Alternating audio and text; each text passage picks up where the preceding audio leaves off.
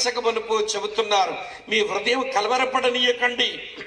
నా తండ్రి యందు విశ్వాసం ఉంచారు, నా యందును విశ్వాసం ఉంచండి.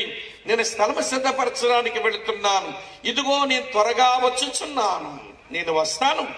స్థలము సిద్ధపరచడం అయిపోయిన తర్వాత మీరు ఎల్లప్పుడూ నాతో ఉండేలాగా నేనొచ్చి మిమ్మల్ని తీసుకుని పోతాను అన్నాడు. ఈనాడు క్రైస్తవుల యొక్క నిరీక్షణ ఏమిటి అని అంటే, మా యేసు ప్రభు మా కొరకు తిరిగి రానయ్యున్నాడు. దేవునికి స్తోత్రం చెబుదామా? బాగా వినండి, చెప్తాను. ఆయన తిరిగి వస్తాడని మెయిన్ లైన్ చర్చెస్ వాళ్ళు, అనగా బ్యాప్టిస్ట్, లూథరన్, మెథడిస్ట్, సిఎస్ఐ, అమ్మా వింటున్నారా? ఎంత బాగా పాడతారో ఆయన తిరిగి వస్తాడని. రాజాది రాజా రావే, రాజులకు రాజువై రావే, రాజ్యయేసు రాజ్యమేల రావే అని పాడారు వాళ్ళు. పోనీ ఎవాంజలికల్స్ అనగా హెబ్రోన్ అసెంబ్లీస్, బ్రదరన్ అసెంబ్లీస్, వీరు పాడడం లేదంటే వీళ్ళు పాడుతున్నారండోయ్. వీళ్ళు పాడే పాట ఏంటో తెలుసా? గగనము చీల్చుకొని యేసు గనులను తీసుకొని వేవేల పరిశుద్ధులతో వేగము రానుండే అని వాళ్ళు పాడుతున్నారు. ఏం పెంతెకొస్తలు తక్కువ తిన్నామా? ఏమంటే పెంతెకొస్తలు కూడా పాడుతున్నారు పాట. యేసు రాజుగా వచ్చుచున్నాడు, భూలోకమంతా తెలుసుకుంటారు, రావి కోటి తేజుడు, రమ్యమైన దేవుడు, రారాజుగా వచ్చుచున్నాడు. మంచిది. మెయిన్ చర్చలు పాడుతున్నారు. ఎవాంజలికల్ గ్రూప్ లో ఉన్న ఏమంటే బ్రదరన్ బక్సింగోలు పాడుతున్నారు. ఇటు పెంతెకొస్తలు కూడా పాడుతున్నారు.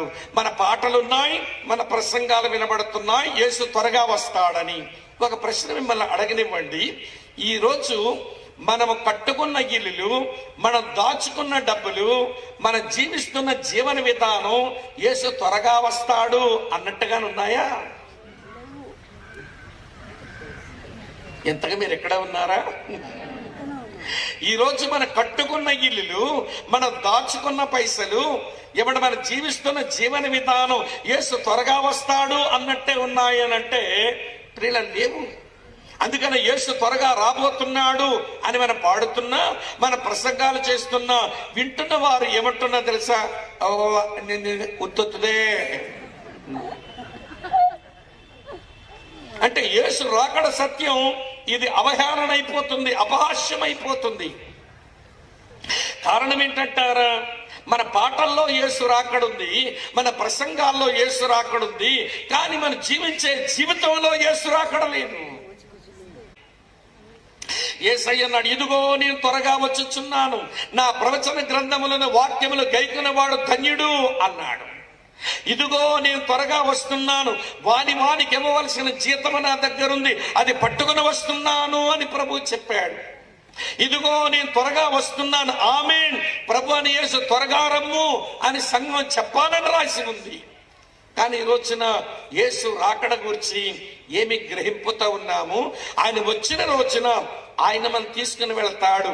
అప్పటికే మనం చచ్చిపోతే చచ్చిపోయిన వాళ్ళు తిరిగి లేచెత్తబడతారట. ఒకవేళ బ్రతికే ఉంటే మనము ఎత్తబడాలట. కానీ క్రైస్తవులు ఈ రోజు రాత్రే నా ప్రభు వస్తే నేను ఎత్తబడాలి అన్న ఆశతో బ్రతకాలి. దేవునికి స్తోత్రం చెప్తారా? ఈ రోజే ప్రభు వస్తే నేను ఎత్తబడాలి అన్న ఆశతో బ్రతకాలట. కనుక వినండి, ఈ రోజున యేసు రావటమైతే ఖాయం. ఎందుకనంటే 3 సాక్ష్యాలు మీ ముందు పెట్టాను. ఆయన వస్తానని పదే పదే చెప్పిన మాటలు ఆరంభంలోనే చదివించాను.